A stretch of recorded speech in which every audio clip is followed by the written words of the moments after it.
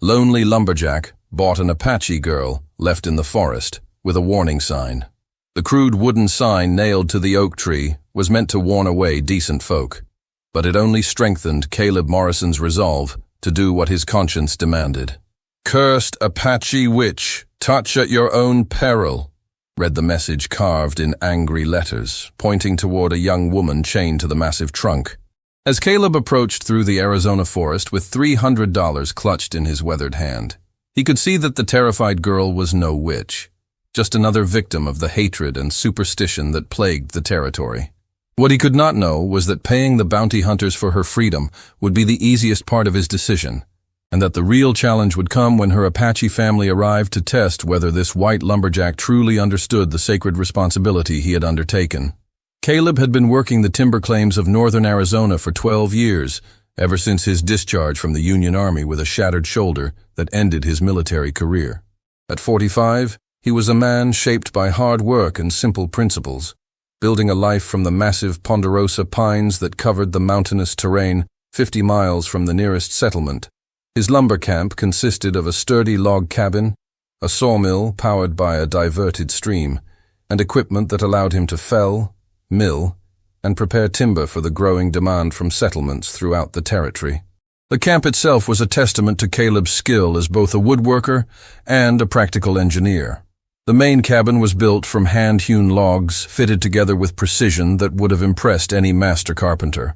Inside, rough-hewn furniture created by his own hands provided comfort and functionality, while a massive stone fireplace dominated one wall, radiating warmth throughout the living space.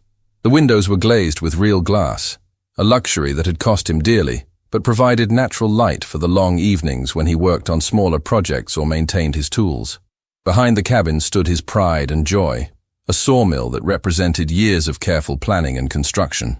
The water wheel that powered the operation was a masterpiece of engineering, channeling the force of the diverted stream through a series of gears and belts that drove the massive circular saw blade. Storage sheds housed seasoned lumber, organized by type and dimension, while a workshop contained the hand tools and specialized equipment that allowed him to create custom items for his most demanding customers. The isolation suited Caleb perfectly after years of chaos and violence during the war. He had enlisted as a young man filled with patriotic fervor, but 4 years of witnessing the worst that human beings could do to each other had left him with deep scars that went far beyond his physical injuries. The Battle of Antietam had shattered his shoulder and nearly cost him his life, but the real damage was to his faith in humanity and his ability to trust in the goodness of his fellow men. Coming west had been an attempt to heal both body and soul in a place where he could work with his hands and build something meaningful without the constant reminder of past horrors. The forest provided exactly the kind of peace his troubled spirit required, offering endless opportunities for honest labor while surrounding him with the beauty and majesty of the natural world. Caleb had always maintained careful neutrality in the conflicts that periodically flared between settlers and Apache bands in the region. Unlike many whites who viewed all Native Americans as enemies to be defeated or obstacles to be removed, he understood that the Apache had every right to defend their ancestral lands against encroachment. His approach was based on mutual respect and practical coexistence, rather than the fear and hatred that motivated so many frontier conflicts. Over the years, he had developed working relationships with several Apache families who occasionally passed through his territory. These interactions had taught him basic words and phrases in their language, as well as valuable knowledge about forest ecology and sustainable resource management. In return, he had provided food, tools, and medical assistance when needed, always careful to show proper respect for their customs and traditions. The encounter that would change his life forever began during one of his routine timber scouting expeditions in the foothills of the San Francisco Peaks. Caleb was searching for a grove of mature pines that would provide the specific dimensions of lumber requested by a customer in Phoenix when he heard voices echoing through the forest. The tone was harsh and threatening, suggesting an argument or confrontation that might turn violent. Moving carefully through the undergrowth, Caleb approached the source of the disturbance and discovered a scene that made his blood boil with righteous anger. 3 rough-looking men had set up a makeshift camp in a small clearing, complete with bedrolls, cooking equipment, and several bottles of whiskey that explained their increasingly loud and crude behavior. Tied to a large oak tree was a young Apache woman who appeared to be in her late teens, secured with heavy chains around her ankles and wrists. The men were clearly bounty hunters of the worst sort, the kind of criminals who use the chaos of frontier conflicts to pursue their own twisted agendas while claiming to serve law and order. Their leader was a big man with yellowed teeth and cruel eyes, his clothes stained with tobacco juice, and his manner suggesting someone who took pleasure in the suffering of others. His companions looked like the sort of drifters who would do anything for money, their faces showing the hardened indifference that came from years of violence and moral compromise. The crude wooden sign nailed to the tree above the woman's head was clearly meant to discourage rescue attempts by playing on white fears of Apache spiritual practices. The letters had been carved with obvious anger and hatred, each word designed to invoke the kind of superstitious terror that could prevent good people from intervening in an obvious injustice. "Well, well," the leader said when he noticed Caleb approaching. His voice slurred from drinking, but his hand moving instinctively toward his holstered pistol. "Looks like we got ourselves a customer. You interested in purchasing some Apache property, friend?" Caleb forced himself to remain calm despite his burning anger at the situation, understanding that any show of outrage might provoke violence that could endanger the captive woman. "What exactly are you selling?" "This here Apache witch," the leader replied with a grin that revealed several missing teeth. "Caught her trying to put a curse on our camp last night, dancing around and chanting in that heathen language, probably calling down spirits to attack us in our sleep. Figure she's worth about $300 to the right buyer, or we'll just take her to the army post and collect the bounty." Caleb studied the young woman chained to the tree, seeing immediately that she was no witch but simply another victim of the violence and hatred that plagued the territory. She appeared to be about 19 years old, with the strong features and intelligent eyes characteristic of Apache people. Her traditional dress was torn and dirty, and her face showed bruises that suggested she had been roughly handled by her captors since being taken prisoner. Most importantly, Caleb could see the defiance and courage in her expression despite her desperate circumstances. This was not someone who had been broken by her ordeal, but a person who maintained her dignity and strength even in the face of potential death. The way she held herself, even while chained to a tree, spoke of inner resources that had not been touched by her captor's cruelty. "What makes you think she's a witch?" Caleb asked, playing for time while he considered his options and assessed the tactical situation. "Found her doing some kind of ceremony near our camp," one of the other men replied, his words accompanied by nervous glances at the captive woman. "Dancing around and chanting in that heathen language, probably trying to call down spirits to attack us in our sleep. Everyone knows Apache women got strange powers." Caleb suspected that what the bounty hunters had witnessed was probably a traditional prayer or meditation rather than any kind of supernatural threat. Apache spiritual practices were complex and sophisticated, often involving rituals that might seem mysterious to outsiders but were actually expressions of deep connection to the natural world and ancestral wisdom. But he also understood that trying to reason with these men would be pointless. They had found a way to profit from the fears and prejudices of frontier society, and they would not be dissuaded by appeals to logic or humanity. Their crude sign and obvious fear of their captive suggested that they genuinely believed in the supernatural dangers they claimed to be protecting people from. $300 seems steep for someone you claim is dangerous, Caleb said, beginning the negotiation he hoped would free the young woman from her chains. "That's the price for a dangerous Apache witch," the leader replied firmly, though his bloodshot eyes showed the effects of prolonged drinking. "Take it or leave it. Otherwise, we'll take her to Fort Verde and let the army deal with her. Might even get a reward for bringing in someone this dangerous." Caleb knew that an Apache woman delivered to a military post would face imprisonment, abuse, or worse. The Army's treatment of Native American prisoners was notoriously brutal, and a young woman would be particularly vulnerable to mistreatment by soldiers who viewed Apache people as less than human. He also suspected that these bounty hunters had no intention of actually delivering their captive to the authorities, preferring to sell her to someone who would use her for their own purposes. The thought of what might happen to this brave young woman if he walked away made Caleb's decision for him. He had sworn after the war that he would never again stand by and watch innocent people suffer when he had the power to intervene, regardless of the personal cost or risk involved. "I'll take her," Caleb said, pulling a leather pouch from his jacket. $300, as agreed. The transaction was completed quickly, with the bounty hunters clearly eager to collect their money and move on to their next criminal enterprise. They unchained the young woman with obvious relief, as if removing a source of supernatural danger from their proximity. Their haste to depart suggested that they were not entirely convinced by their own claims about her magical powers. As the three men mounted their horses and rode away, Caleb was left alone in the forest with a traumatized Apache woman who had every reason to distrust and fear him. She stood perfectly still where the bounty hunters had left her, rubbing her wrists where the chains had chafed her skin, her dark eyes watching his every movement as if trying to determine whether her situation had improved or simply changed hands. The silence stretched between them as Caleb tried to find the right words to explain his intentions and reassure her that she was truly safe. He could see the tension in her posture, the way she balanced on the balls of her feet, as if preparing to run at the first sign of threat. Her experience with white men had clearly taught her to expect the worst from any encounter. "I am not going to hurt you," Caleb said gently in his limited Apache, hoping that his pronunciation was clear enough to be understood. "You are free now."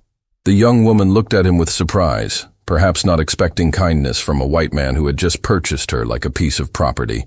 She continued to rub her wrists, and Caleb could see that the chains had left deep marks that would take days to heal completely.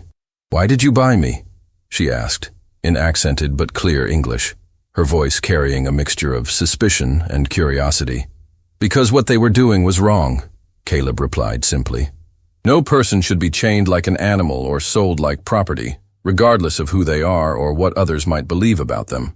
Many white men would disagree with you," she observed, her tone carrying the weight of bitter experience. "Most would see an Apache woman as something to be used or destroyed, not protected." "Then many white men are wrong," Caleb said firmly. "I have seen enough of hatred and violence to know that they solve nothing and create only more suffering." The young woman studied his face carefully, perhaps trying to read his true intentions in his expression and manner. "What is your name?" she asked finally. "I am Caleb Morrison," he replied. "I live nearby and work with timber. What should I call you?" "I am called Nalnish," she replied, testing his reaction to her Apache name. "It means she works in my language." "That is a good name," Caleb said sincerely. "Would you like me to help you return to your people, Nalnish?" She considered this offer carefully, perhaps weighing the risks of trusting a stranger against the dangers of traveling alone through territory filled with hostile whites. "My people are far from here," she said finally, "and the way is dangerous for someone traveling alone, especially an Apache woman.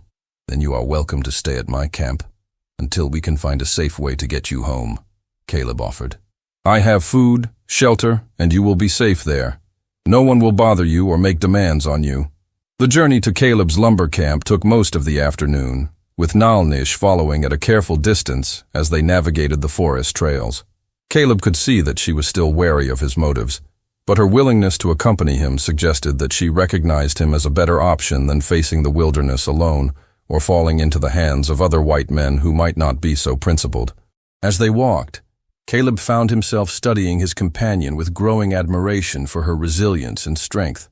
Despite the ordeal she had endured, she moved through the forest with the fluid grace of someone completely at home in the natural world. Her knowledge of the terrain was evident in the way she avoided difficult passages and seemed to anticipate obstacles before they became apparent to him.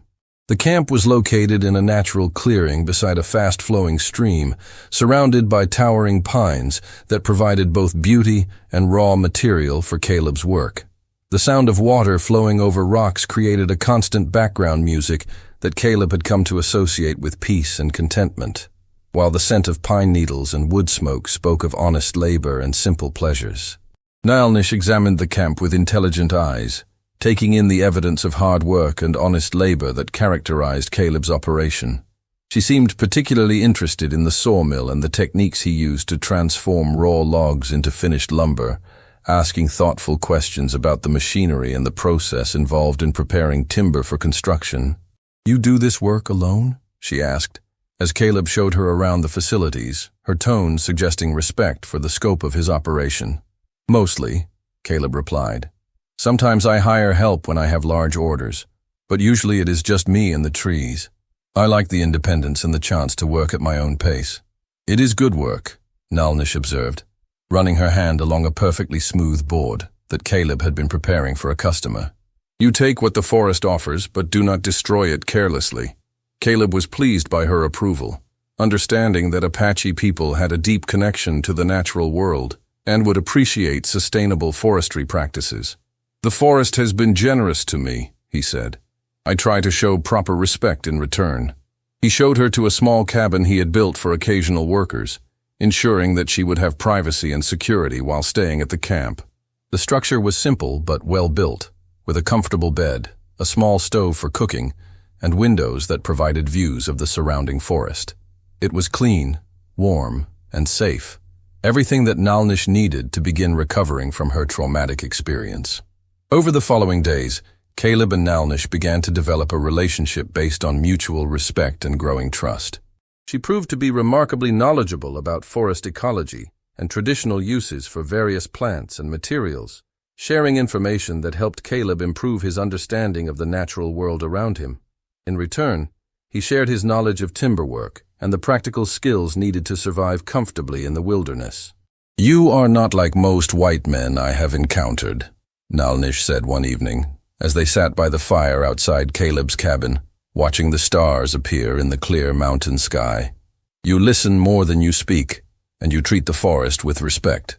I learned during the war that violence and hatred only create more of the same, Caleb replied, poking at the fire with a stick and sending sparks up into the darkness.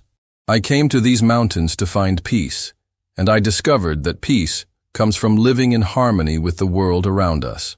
Nalnish nodded thoughtfully. My people believe the same thing, but it is difficult to maintain harmony when others are determined to create conflict and profit from the suffering of innocent people. As the weeks passed, Caleb began to realize that his feelings for Nalnish were evolving beyond simple compassion for someone in need. She brought intelligence, wisdom, and quiet strength to his isolated existence, filling spaces in his life that he had not even realized were empty. Her presence transformed his camp from a place of solitary work into something that felt like a true home. But he was also aware of the enormous cultural barriers that separated them, and the dangers that any relationship between them would face in a territory where racial hatred often turned violent. He had heard stories of white men who had formed relationships with Native American women, and the outcomes were rarely positive for anyone involved. Nalnish seemed to sense his internal struggle, and she began to share more details about her own background and the circumstances that had led to her capture by the bounty hunters. She was the daughter of a respected Apache chief, she revealed, and she had been traveling to visit relatives when she was attacked and taken prisoner. My father will come looking for me, she said one evening, her voice carrying both hope and concern. He will not rest until he knows what happened to me and whether I am safe. Will he be angry that you stayed with a white man? Caleb asked, voicing the concern that had been growing in his mind. That will depend on the kind of man you prove yourself to be, Nalnish replied with a slight smile. My father judges people by their actions, not by the color of their skin. The test of Caleb's character came sooner than expected. One morning he woke to find his camp surrounded by Apache warriors who had appeared as silently as morning mist. There were perhaps 20 mounted figures arranged in a careful perimeter around his property, all armed and clearly prepared for whatever response their presence might provoke. Caleb stepped onto his porch and waited for someone to make the first move, understanding that this was likely Nalnish's family coming to investigate her disappearance and rescue her from what they probably assumed was another form of captivity. The sight was both magnificent and intimidating, a reminder of the military skill and tactical expertise that had made the Apache such formidable opponents for the U.S. Army. The leader of the group was a man of perhaps 50 years, with the bearing and regalia that marked him as a war chief of considerable importance. His horse was a magnificent animal, clearly bred for both speed and endurance, while his weapons and equipment showed the kind of quality that came from years of successful warfare. Most impressive was his presence, the way he commanded attention and respect simply by being there. "White man," the chief called out in English, his voice carrying easily across the clearing. "We have come for the woman you hold. Release her to us, and we will leave you in peace." At that moment, Nalnish emerged from her cabin and walked calmly toward the assembled warriors. The relief and joy on their faces when they saw her safe and unharmed was evident. But Caleb also noticed the careful way they watched him, trying to determine his role in her recent experiences and whether he represented a continued threat to her welfare. Nalnish spoke rapidly in Apache to the chief, who listened intently before responding with questions that seemed to probe the details of her captivity and rescue. The conversation continued for several minutes, with other warriors occasionally contributing comments or observations that suggested they were conducting a thorough investigation of the situation. Caleb could understand only fragments of what was being said, but the tone and body language of the participants suggested that Nalnish was providing a detailed account of her experiences with both the bounty hunters and her subsequent stay at his camp. He could see surprise and approval on some faces as she described his treatment of her, while others remained skeptical and watchful. Finally, the chief dismounted and approached Caleb directly, his manner formal, but not immediately threatening. Up close, his presence was even more impressive, radiating the kind of authority that came from years of leadership and successful decision-making under the most challenging circumstances. "I am Victorio," he said, using a name that Caleb recognized as belonging to one of the most respected Apache leaders in the region. "My daughter tells me that you purchased her freedom from bounty hunters and have treated her with honor and respect." Caleb felt a mixture of relief and apprehension at this revelation. Nalnish was the daughter of one of the most powerful Apache chiefs in the Southwest, which explained her intelligence and strength, but also made his situation far more complex and potentially dangerous. Any mistake in judgment or breach of protocol could have serious consequences, not just for him, but for the broader relationship between whites and Apaches in the region. "I did what any decent person should do when they see someone being mistreated," Caleb replied carefully, choosing his words with the understanding that everything he said would be analyzed and remembered. "Your daughter is remarkable, and I am honored that she trusted me enough to accept my help." Victorio studied Caleb's face for a long moment, perhaps trying to read his true intentions and assess his character. The chief's dark eyes seemed to see everything, taking in details of Caleb's appearance, posture, and manner that would help him form a judgment about this white man who had become involved in his daughter's life. Few white men would risk their lives and spend their money to help an Apache woman they did not know, Victorio observed. "What did you hope to gain from this action?" "I hope to right a wrong and help someone who needed assistance," Caleb said honestly. "I gained the privilege of knowing your daughter and learning from her wisdom about the natural world and Apache traditions." The Apache chief nodded slowly, seeming to approve of this response. But his expression remained serious as he continued his evaluation of the situation and the man who had become his daughter's protector. "Nalnish has told me of your character and your respectful treatment of her," Victorio said, his voice carrying the weight of enormous significance. "She has also told me something else that I must discuss with you." Caleb felt his heart racing as he wondered what Nalnish might have shared with her father about their growing relationship.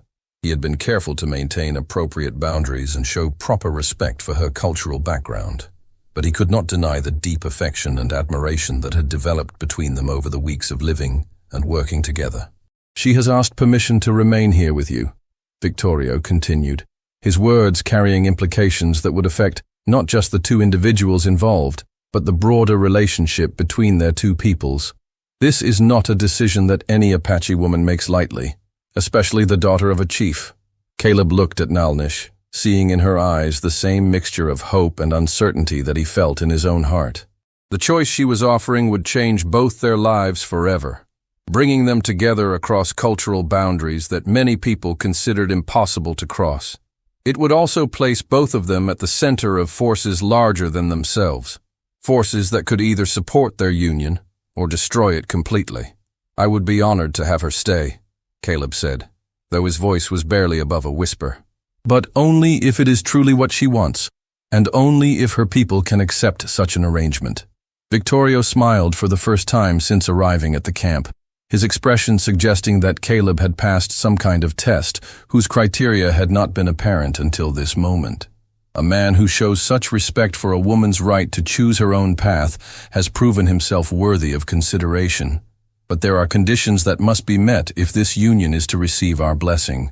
The negotiations that followed were unlike anything Caleb had ever experienced. Victorio and his warriors spent 3 days at the lumber camp, discussing terms and conditions for a marriage that would bridge two very different worlds.